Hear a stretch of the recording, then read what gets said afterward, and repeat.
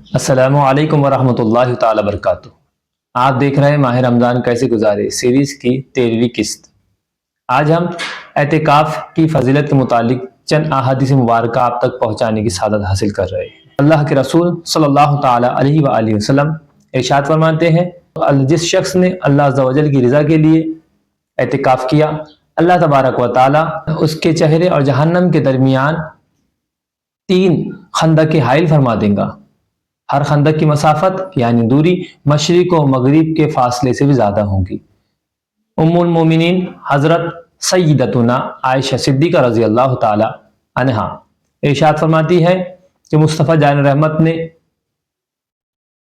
فرمایا، من اعتکف ایمانا و احتسابا غفر له ما تقدم من ذنبہ۔ جس شخص نے ایمان کے ساتھ اور ثواب حاصل کرنے کی نیت سے اعتکاف کیا، اس کے پچھلے تمام گناہ بخش دیے جائیں گے۔ جس شخص نے رمضان مبارک کے 10 دن اعتکاف کیا، گویا کہ اس نے 2 حج اور 2 عمرے کیے۔ اللہ کے رسول صلی اللہ علیہ وسلم نے ارشاد فرمایا کہ اعتکاف کرنے والا گناہ سے بچا رہتا ہے۔ اعتکاف کی حالت میں اس کے نامہ اعمال نیکیاں لکھی جاتی جیسے کہ وہ اس نے خود کی۔ اس حدیث پاک کے تحت مفسر شہیر حکیم الامت مفتی احمد یار خان علیہ رحمۃ اللہ الحنان ارشاد فرماتے ہیں کہ اعتکاف کے 2 فائدے ہیں۔ ایک تو یہ کہ وہ گناہ سے بچا رہتا ہے، کیونکہ اکثر گناہ لوگوں سے میل ملاقات میل جول کی بنا پر ہوتے ہیں، جیسے جھوٹ، غیبت، چغلی وغیرہ۔